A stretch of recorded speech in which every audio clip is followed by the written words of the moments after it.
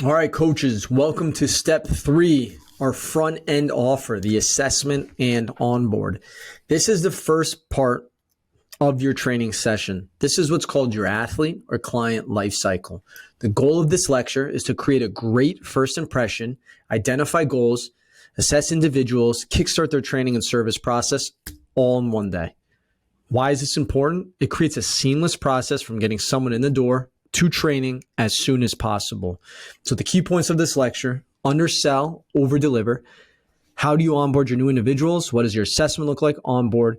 And what are the touch points? And we're going to break that down for you in this lecture. The onboard, right? Be more memorable. This is something that I think about all the time with our coaches, is how can they be more memorable to the athletes when they first come in the door, to the clients when they first come in the door, right? Because otherwise, they're not really going to want to train with you. It's like a date, right? When you sit down and you go on a date, that first date's got to be super powerful. You have to be super memorable because you want that individual to really like being with you, feel comfortable with you, trust you. And that's where you're going to see the best results and get the most buy-in. So here's some questions to consider. Does your assessment fit your training model? How much time? How many can you perform in a day, week, or month? Is the information you're collecting relevant? And what are the touch points? So when you think about those questions, it's, am I trying to find their Q angle, or are you trying to figure out when their birthday is, right? What limitations, pathologies they have they gotten x-rays, surgery, so I know I can communicate with the team.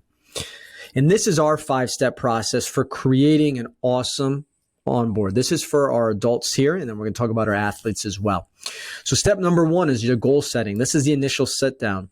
This is bring them up. We have an in-body if you don't have that, but we put them on the in-body, explain the in-body. We sit down, right? What are your goals? Where do you see yourself in 1 month, 3 months, 5 months, right? What do you like doing? What don't you like doing? Or what don't you enjoy doing? This is everything from where have you experienced your best results, right? What are the things that you love to do? How much sleep? How much energy you have on a weekly basis? What supplements are you taking? I'm trying to collect as much information about this person so I can help them. Step number 2 is the movement and training eval. This happens on the training floor. So we put together a turnkey assessment that basically goes over a full moving warm-up. This is some specific movement that we'll talk about. I don't want to get into detail. Then this is their work capacity, so their ability to train, and it's quantifiable across the board, right? You have to standardize it, and we standardize things that we'll talk about at novice and advanced, but we're going to talk about that in a little bit. Step 3, we bring them back up to where we had the goal setting session. We review their goals. We review what we just saw, right? And now step 4, we do the close right there. I want you to start training tomorrow, right? We can't wait. I want you to get in the door.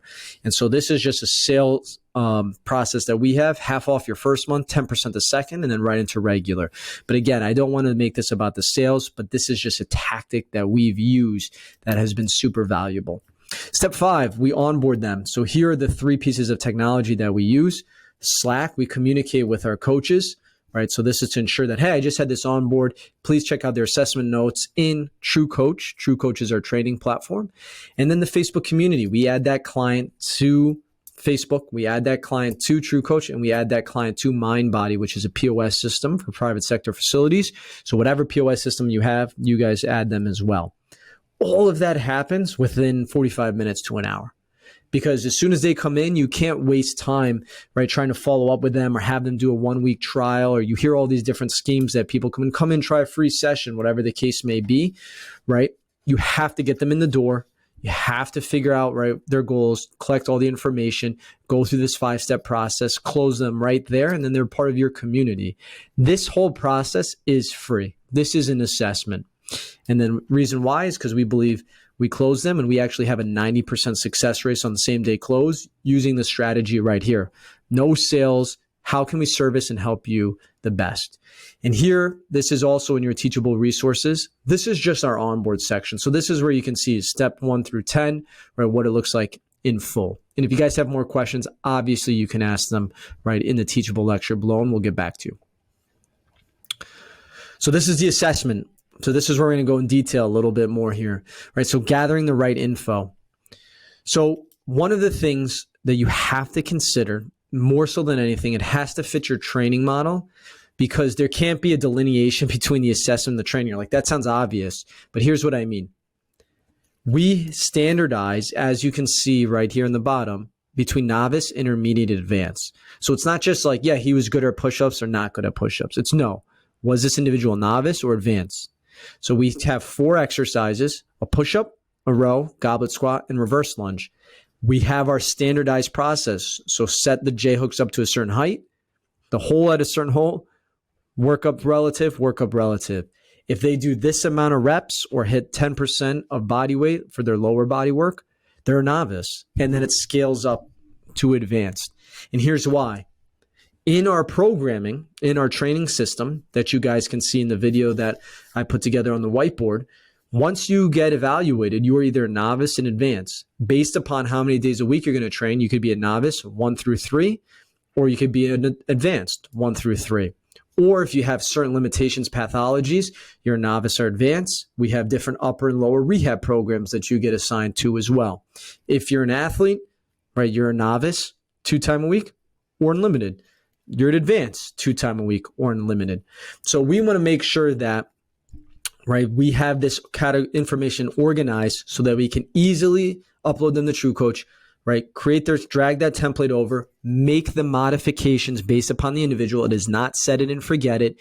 That's one thing that a lot of people think with templates. It's no. Here's the patterns that need to be achieved, but how do I tailor those patterns just to that individual? So it has to fit your training model and process.